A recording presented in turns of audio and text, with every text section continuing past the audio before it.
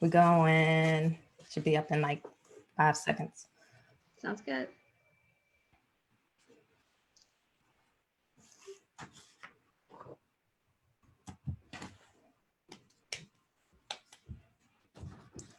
Be up in like 5 seconds. Hello, hello, hello, hello, Facebook.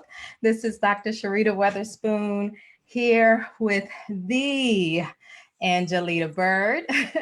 She is one of our phenomenal women authors in the Love Letters to My Girls anthology project. And I'm just so excited to have her here with me tonight to just share a little bit about herself, about why she's participating in this project and what she's going to have for our readers with all of you. I hope that, what she shares and what I share with you will inspire you to support this project in one way or another, and to definitely plan on purchasing the book and sharing the book with the Black women and girls in your life, whether you're male or female, young or old. We want you to help us to impact the world with this project, because that is absolutely what our intention is. So thank you, Angelita, for joining me tonight. So I know a bit about you because we go way back, right? Hey, back girlfriend. Hello, everybody out there.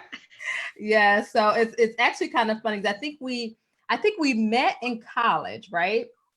But we found out that my boyfriend then was the brother of your previous boyfriend. Yeah, that was a long time ago. Yeah, it was a long time ago. You're happily married now. It's all good. Yes. It's a small world because we didn't live in the same town or anything like that. We grew up in rival towns. Chester. Yes. Township. All right. Yes. Yes. So we ended up at the same college and, have kept in touch over the years.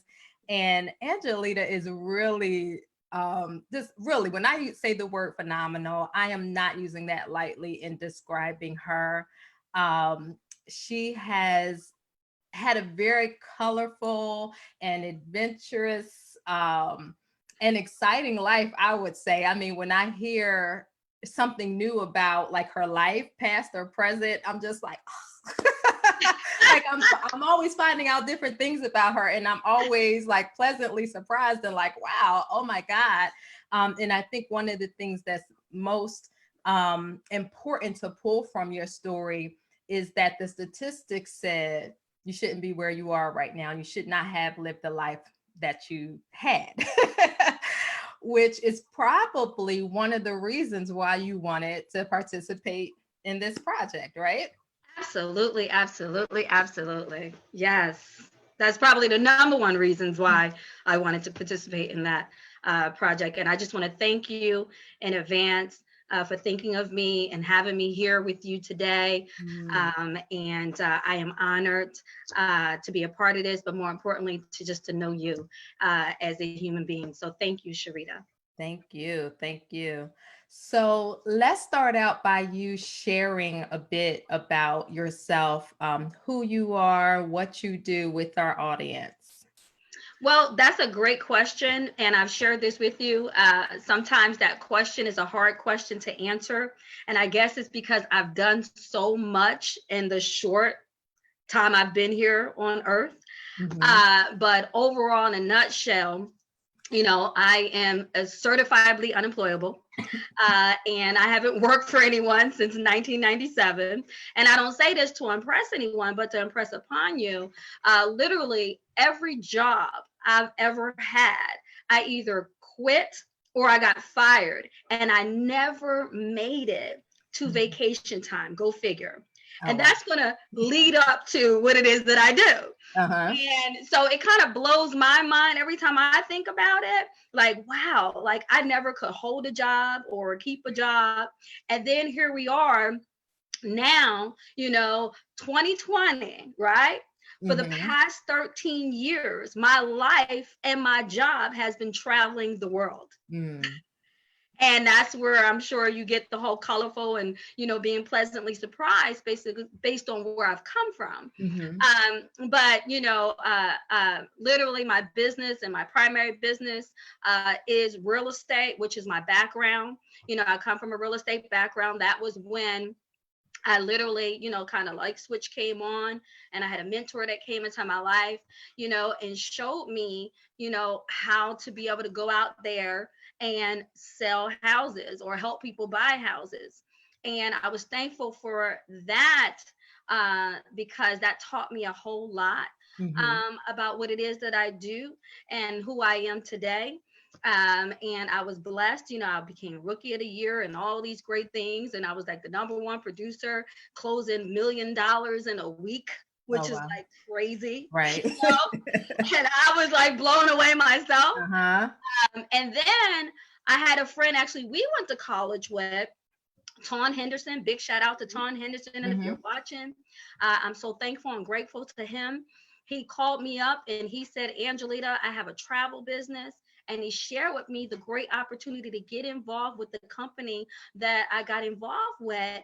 And now comes Sunday, February 16th, which is also my brother's birthday. So I'll never forget my anniversary.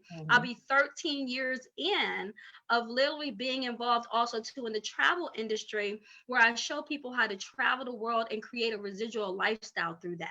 And Mm-hmm. I'm just so thankful to be able to build that organization in my direct sales business, and then also to have my real estate with the investors that I'm in a pool with, and just all the things that I learned from there. So overall, yes, my company is Miss Lady Bird Inc. Mm-hmm. But under that, there are many layers that even a lot of people have no idea what it is that I'm doing, Right. behind the scenes. So that's me in a nutshell. Yeah. So we could pull a couple of things out of that. I'm gonna just mention them real quick, and we're gonna move on to the next question because No, no, these good. topics would relate to a different book, right? Well, But we got a lot of book projects, girlfriend. but what I pull out of what you just said, even though you were just talking about yourself, but what I was hearing was finding something that you're passionate about and sticking with it and seeing it through until you're successful. Because so many Absolutely. times, we give up too soon. We give up too soon, or we choose something that we're not passionate about. It's something we think we should be doing, something we can do, but maybe that's not what we should be focusing on because it's not, the work isn't coming from our heart. So just I think a lot of underlying messages in what you just shared about yourself. Absolutely. I mean, I agree because everything I do has to come from the heart. I have to Mhm, feel it, mhm. and I'm a very passionate individual as it is. Right. And, you said about never giving up. I have a saying, it's always a day too soon to quit. You Mm. just never know when it's going to happen, that next step in your, strive towards success, if I said. Right, right. That's good. That's good.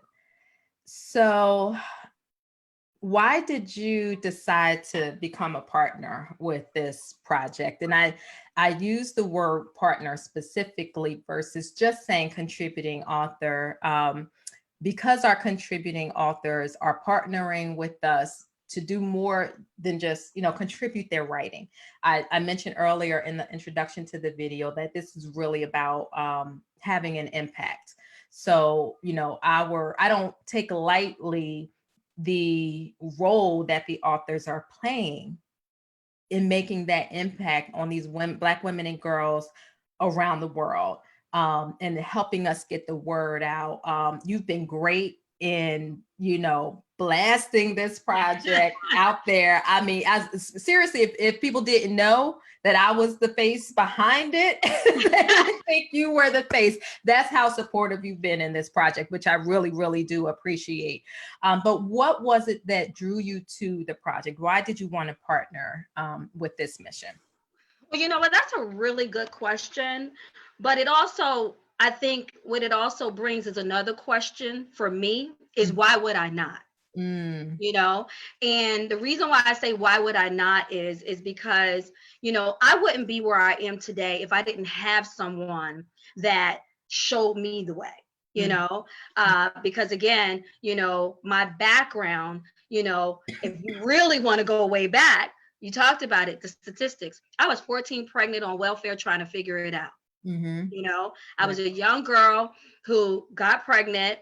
And, yes, I had a lot of support because I had my family. But at the same time, I did have to rely on so many things, to get by. And for me, life was over. It was completely over. I had no idea. First of all, you shouldn't even met me at IUP. Right. Right. Going to college. I wasn't even going to finish high school. So, it was just all those things, and then to like now just, be where I am, and I say where I am, by far am I rich. But to me, I am rich in so many ways. I'm truly blessed because I'm free and I have the lifestyle that I know a lot of people can only dream of. And again, that's something that I want to be able to now, and as most people would say, who get to a certain point in their life, they want to pay it forward. I want to take my, testimony and let someone else know, like, you too can do what it is that I do. Life is not over for you just because of this or that, but my passion and my love definitely is towards young teenage girls and boys, because it's not just about being a teen mom. There are teen fathers behind those teen moms that also needs to be mentored and educated and know that life is not over and that you can be and do whatever you want once you set your mind to it. So that's a part of the reason why, but definitely because of you. Anybody could have came out with this idea. There's no new ideas under the sun. We know that. But it's a matter of, again, even when you go into business, you got to be careful of who you're going into business with. You is someone that I will follow to the moon and back. So number one is you. And then number two is the reasons why I just stated. Okay. All right. Well, thank you so much. So for those of you who have just joined us, we are here with Miss Angelita Byrd. She is a mentor, an entrepreneur, an awesome, phenomenal woman who is active in her community. There's just so many things that you do and that I could say about you. Yes. And we are here this evening talking about her role in the Love Letters to My Girls, 100 Black Women Speak to the Hearts of Black Women and Girls anthology project. So one, if you have not clicked the button to like or love the interview, I need you to do that. Show us some love here on Facebook. Absolutely. Love, guys. Love it. Yes, share the interview onto your pages as well, so your audiences can see. We will give you an opportunity to type in any questions that you have. You can actually go ahead and do that now, and we'll review them before we jump off and answer questions that you have about the project or anything that you might have specifically for Angie. But we do want to thank you for joining us. So what is your letter going to be about? What's your topic? Well, I think I probably pretty much gave that already away by stating, my life and my background. But my topic is stand tall. And that's just resonated with me when I saw that. And because we have so many things that come into our lives that is trying to knock us down and keep us down, whether it's relationships, whether it's a business situation that we fail in. Because one thing I did learn about failure is that in order to be successful at anything, you got to fail first. Most successful people fail forward. Okay. So for me, I fail all the time. See, people only see your successes. They only see all the hype and, all these things, right? But again, people want to celebrate your glory, but they don't want to walk in your story. Right. So, you know what I'm saying? So I don't think there's a lot of people out there, although there are a lot of people out there that do share my story. But at the same time, I know there's a lot of people who haven't probably wouldn't want to, you Right. know, Right. but they would like to be standing, and looking at the Eiffel Tower, like I've been able to, fortunately been able to do, and go to Japan and all these other places I've been around the world. So I want, again, to be able to share and give compassion and love and understanding, throughout that letter that I write to that teen girl, because that's who I'm specifically going to be speaking to, is another teen mom out there somewhere throughout the world, which is millions of them. Right. Okay. Right. Let them know that you're going to fall down, you're going to make mistakes, you're going to have trials and tribulations, but at the same time, get up, girl. Get up and stand tall. I like that. I like that. So your letter is going to be written to the teen mom. But of course, our readers are going to be very diverse, from teenagers to my moms. Right. So what would, someone who is, let's say, 45 years old, what are they going to take away from your letter? Well, you know what? Even though what I'm writing is coming from a place of where I've been, I think any woman can relate to any kind of trial and struggle and tribulations of having, again, a situation that has happened in their life where they literally have felt like life is over. For me, I'm never going to be anything. I'm never going to be able to, accomplish, my goals and all these things, just because life gets in the way. And I'm going to tell you what that life is. And in that letter that they're going to read from me is mostly going to be about what I train even my team on, is mindset. Right. Your mindset is your asset. Everything starts here. Right. And no matter what we do, it doesn't matter until we think right. You know what I'm saying? So, and in that, whether they see like, wow, okay, she's talking to a teen mom, but wait a minute, I'm 80 years old and I can relate to going through struggles myself as a teenager. All teenagers, we all can go back to those times in our teens where it's like, did I really do that? Sometimes we don't even have to go back that far. I'm gonna say that. Like, I still look at, I'm 48 years old. Well, I'm going to be 48 years old. Wow, I just put myself there come April, right? But either way, yes, it's like, did I do that? So we can all learn from each other. It doesn't matter the age. Okay. And that's what I want people to take away too, because I believe that, because you learn from everybody you encounter. Right, right, right. There's always going to be something to learn. Yeah. So I'm gonna paraphrase something you said, because I liked it. You can't do right unless you think right. No doubt. Yeah. I like that. I'm gonna actually steal that. Thank you. Like, we got this recorded. I said it that way. You said it a little bit different. But I'll let you use it. Okay. Thank you. All right. So to our Black women who are watching this now live, maybe they're going to watch the replay. Even to our men who are watching this, who know some powerhouse Black women, young girls, because we absolutely want to have some representation from, some teenagers and young women as well as authors in this book. What would you say to, that woman who is, this message is resonating with them, or to that man who's thinking like, oh, I might know somebody who would be good for this. What would you say to encourage them, to stand up, raise their hand and say, I'm on this mission with you? You know what? What I would say is this. We all have a testimony. We all have a story. And you can't run from it, and you can't be afraid of it. Literally. And to the men out there who have someone that they love, whether it's their wife, their girlfriend, their fiance, their sister, their cousin, whoever it may be, and they always coming to you, meaning a woman coming to a man to get advice, on her situation. Mhm.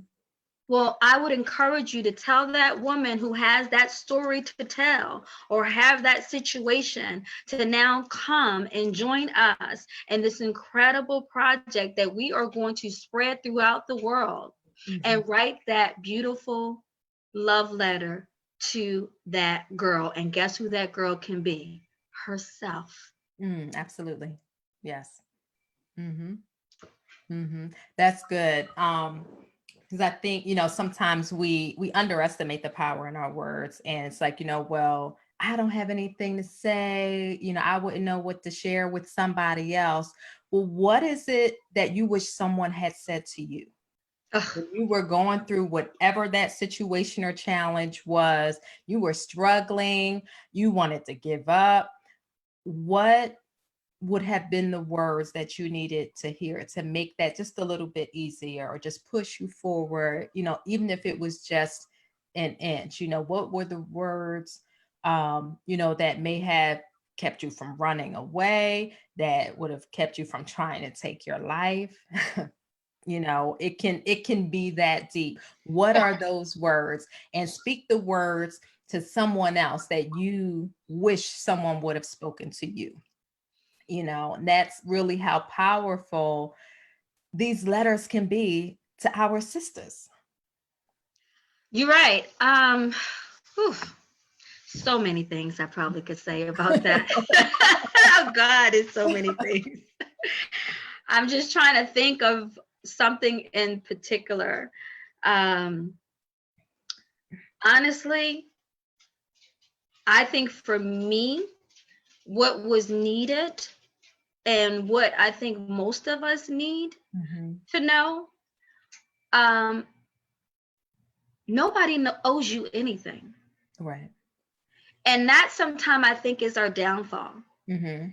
because I used to go around thinking that somebody owed me something. You Mm-hmm. understand what I'm saying to you? And what I mean by that is that unfortunately the reality of life is not fair. Mm-hmm. Is it mean that it's not good? No, it just means it's not fair. And that we really have to understand that you are in this thing alone, but you're not alone. So it's so many layers. You know what I'm saying? It's kind Mm-hmm. of hard sometimes to explain that to people, because I wouldn't have got it then, but Mm-hmm. I get it now. Right. You know, is that, you know, nobody is coming to save you. Right. Right. You have to save you. Mm-hmm. And if you are not taking care of you and you're not loving you, you can't give that to anybody else. Mm-hmm. And that's a lot of self reflection. And that comes with a lot of growth and understanding. So, that's just really, to me, that's it in a nutshell, is Mm-hmm. that stop expecting for somebody to always be, let's just say, saving you. Mm-hmm. You have to save you. Right. And then once you save you, you can now go out there, what we're doing once again, and pay it forward and show somebody else, not save somebody else, but show somebody else how they can save themselves too. Right. And that they are worthy to be Absolutely. saved. And I think a lot of that is what this book will revolve around, is just reminding our sisters that they are valuable, they are worthy, they are powerful, they are beautiful, no matter what the world is trying to tell us, trying to make us believe. We outside of, yes, women are nurturers, we know all of that, but we're not talking about women in general. We're talking about Black women. Absolutely. And this, not only this country, but we're going to say this country, has been built on the backs of Black women, Black men too, but we're birthing we're nurturing, we're raising. A lot of times we're doing those things with little to no resources. Mm-hmm. Figure out how to make it work.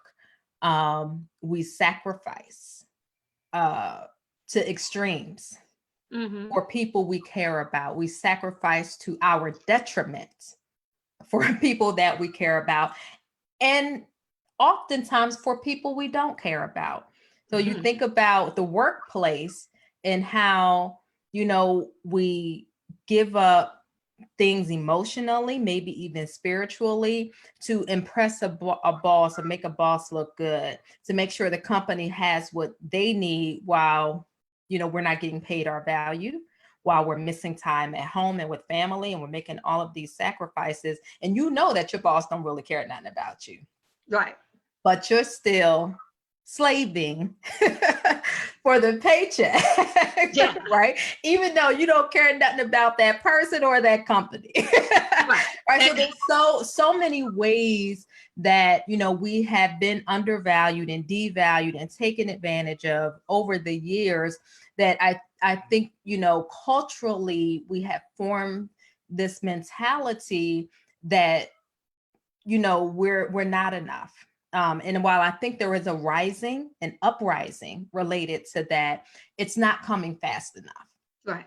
And as you said, no one's coming to save us. I've been saying, there's no white knight coming on a horse to save us. Right. Nowhere. Not happening. We No. got to do it ourselves. And that's Yes. what this project is about, bringing Black women together in support of Black women. Because if we don't support each other, nobody else is going to do it. And, why do I say nobody else is going to do it? Because if we don't value ourselves enough to do it, no one else will see the value in doing it for us. Absolutely. So, Absolutely. yeah. I mean, I agree. Again, there's so much to that, and I know me and you are on the same page. We see eye to eye. We're speaking the same language, but just using different terms. You know, Mm-hmm. that's because you got that doctor's degree, and I ain't that smart.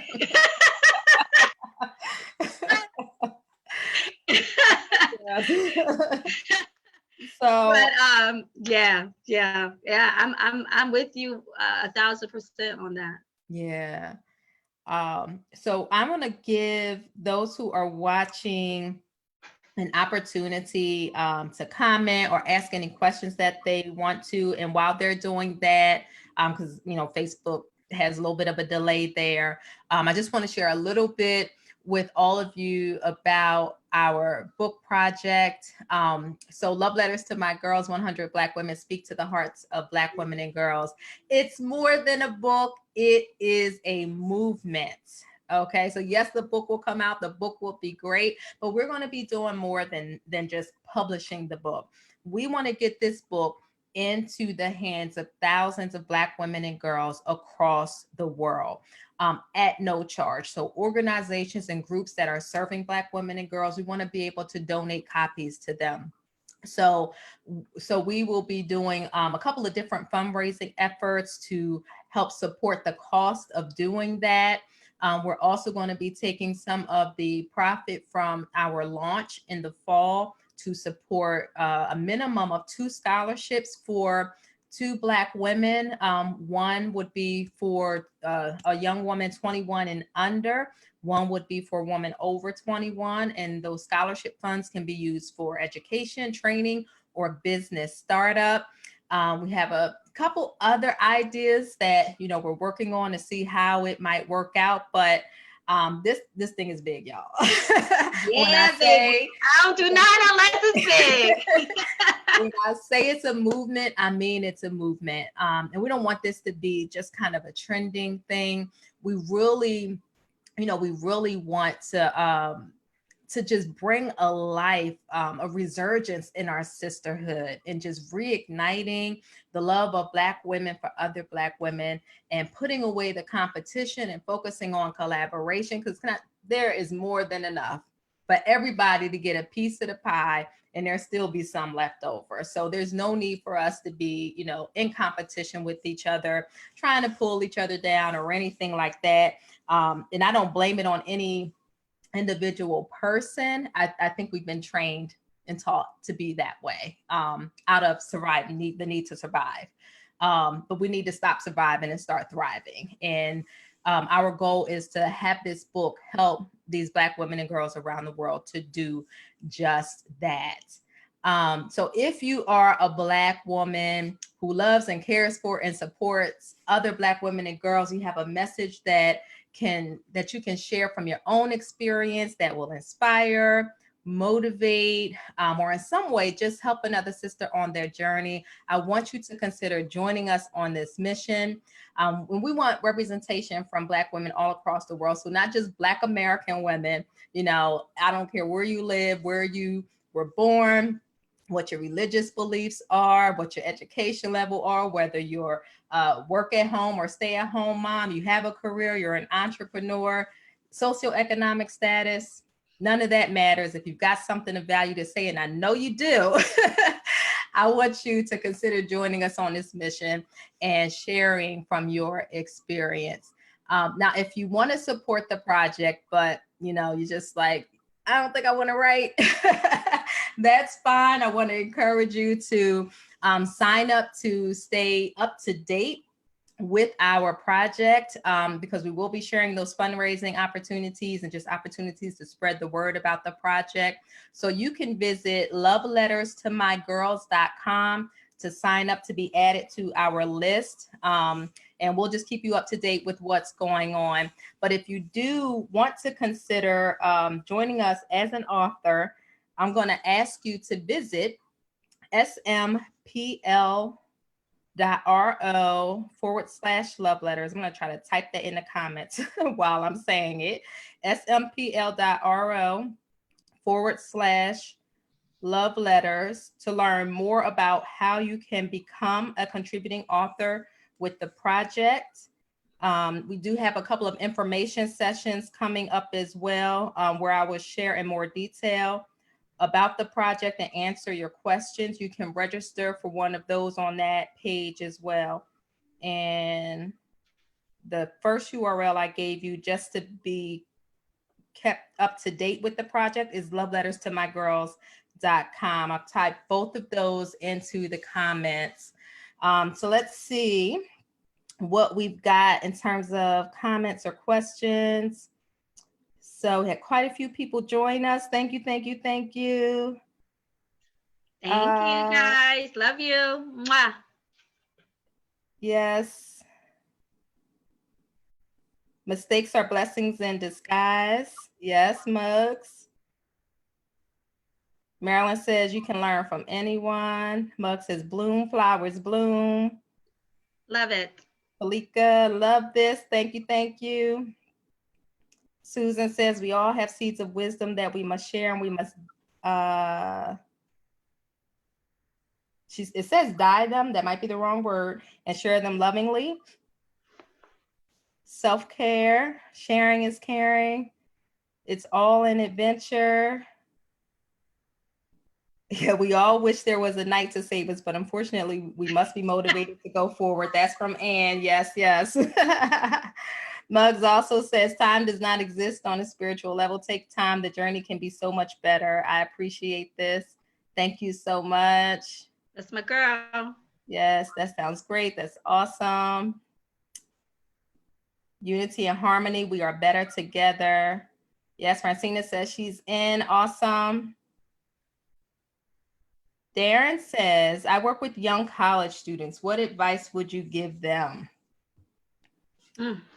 Well, you and I were once young college students, were we not? Yes, we were. You know what? I think that I would give them the same advice that I would give to myself. I mean, it really just kind of goes the same thing. And I really feel for the college students today, especially the way how the world is moving so fast. And it's funny because I made that my Facebook post.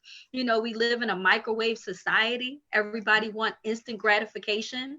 And that's the generation that is now in college and going to be coming out of college and expecting to either get a job or, expecting just things that are really just not going to be there for them the way that they think that it's going to be there for them. And I just saw and read an article not long ago about how so many millennials, are literally leaving the workplace, because they really are just not ready, and it's because of that entitlement, mentality, of that expectation that they are owed something. Like what I said earlier, Right. nobody owes you anything. And you have to be able to embrace that in a positive way and not a negative way, and realize again, there is no savior besides Lord Jesus Christ himself. That's who my savior is. That's who I turn to when things hit the fan. However, if that ain't who you turn to, however, wherever you turn, you got to realize the only saving that's going to happen is when you know how to now save yourself. So that's just really the message that I would give to someone currently right now that is expecting to get a 4-year degree, to be able to now go out here and get that 6-figure income job because they have a 4-year degree. Now, mind you, I don't have a college degree. How about that?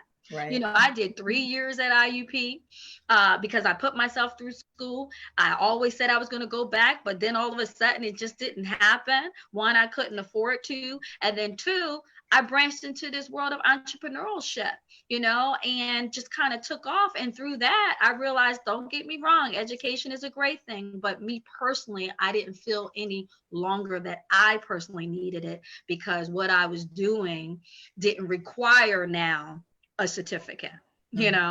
So, and you're going to see a lot more of that. A lot of these college students who get these degrees, and then now they may too say, well, wow, I probably need to look into starting my own business. I mean, we're right here, on Facebook Live? Right. Who started Facebook Live? A college student in his dorm, right? Right. So, so just weigh out your options. Realize again that, not to lower your expectations in life, but to expect not to expect someone to give you anything, that you have to go out here and go and work towards what it is that you want to do and what you want to be. And get your mind right. Right. Now, I'll add to that because, I have over 20 years of experience in higher ed administration. Yeah, so we're the opposite. So I'll add to that a bit and just say that, for women who are in college now, really for any student, this advice would be is that, college is no longer the place where you go to figure out who you are. You need to have a plan. You need to get what you need to get while you're in college to be able to then implement that plan when you graduate. And if it happens to be the wrong plan for you, then you need to course adjust later. But you can't leave school after 4 or 5 or 6 years and just think things are going to fall into place for you, or that you've got time and room and space to figure it out, right? I recommend that get your I believe in education. I believe in education. But I also, as a businesswoman, believe in looking at your return on investment. All right. So count up the costs. Okay. Does it make sense for you to go to the school that you're going to? Is it the school you should be going to for what you want to do? Are you going to learn a tangible skill?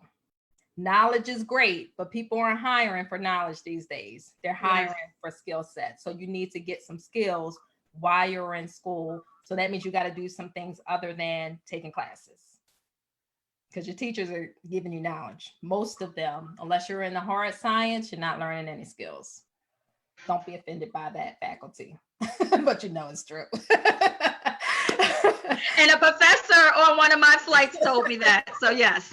Yeah. And you need to find mentors. You need to network, build relationships and connections that you can capitalize on before you graduate. And after you graduate, you need to have internships.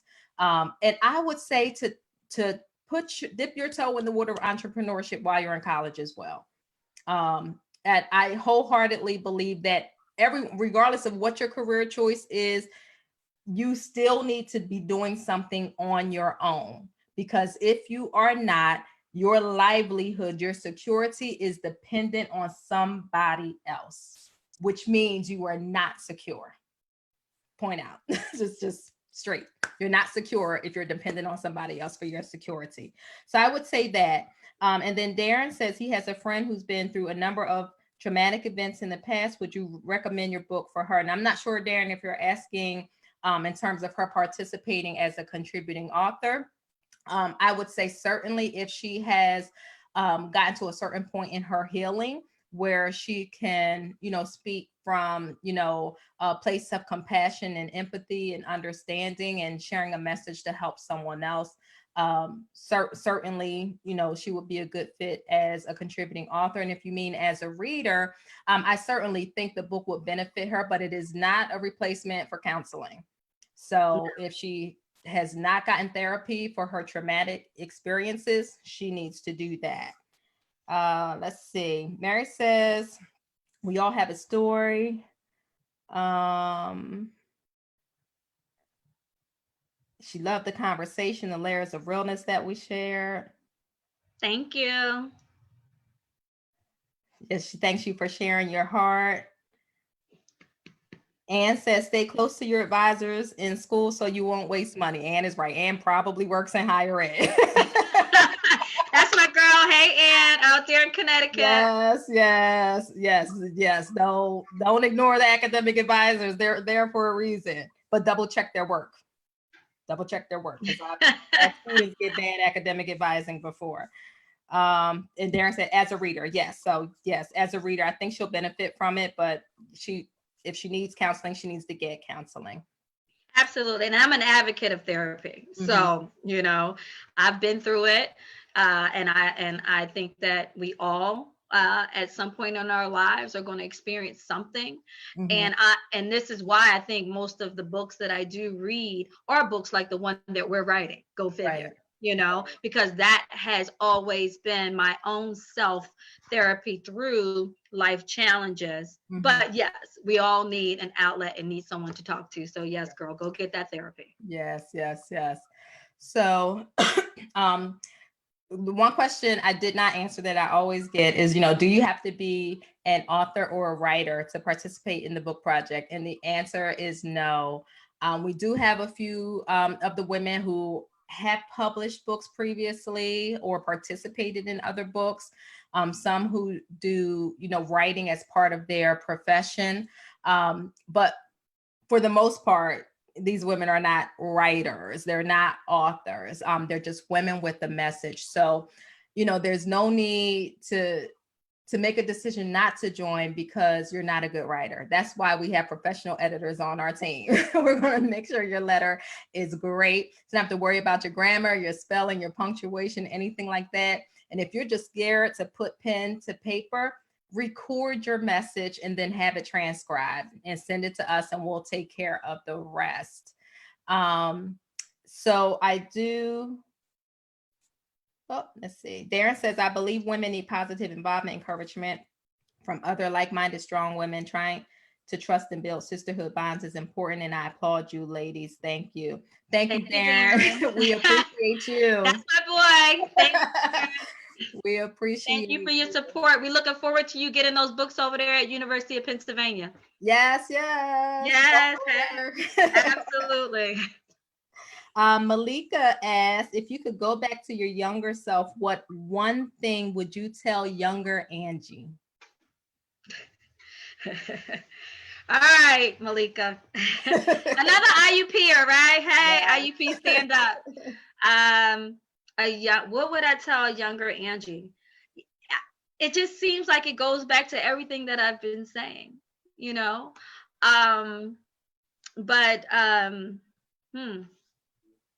I think I would tell a younger Angie too, and I would add to everything that I've been saying about, no one's coming to save you, and nobody owes you anything, is to not be so hard on yourself.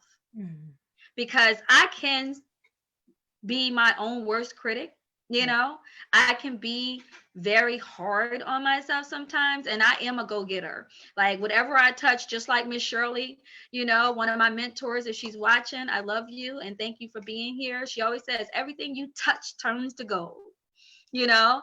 And I believe her, but I feel like if it doesn't touch gold, you know what I mean? I'm like, no, but maybe I could have did this or maybe I could have did that. But then I learned I had to relax because again, that's all, it leads up to this entire conversation that we're going to continue to fail in life. Nobody is exempt from failure. Nobody, none of us, Right. And when we do, we just got to, again, get up, you know, put our head up and do what it is that my topic is: stand tall. Amen. Amen. That's good, Angie. That's good. So I want to thank you again for joining me tonight and for joining me on this mission to engage, empower, and elevate Black women and girls around the world. And to each of you who joined us live, or if you're watching the replay, thank you, thank you, thank you. I want you to remember that in your words lies the power to heal, to uplift, to inspire, and even to save another person's life. So ignite the power in your words. Thank you all and good night. Thank you. Good night, everybody.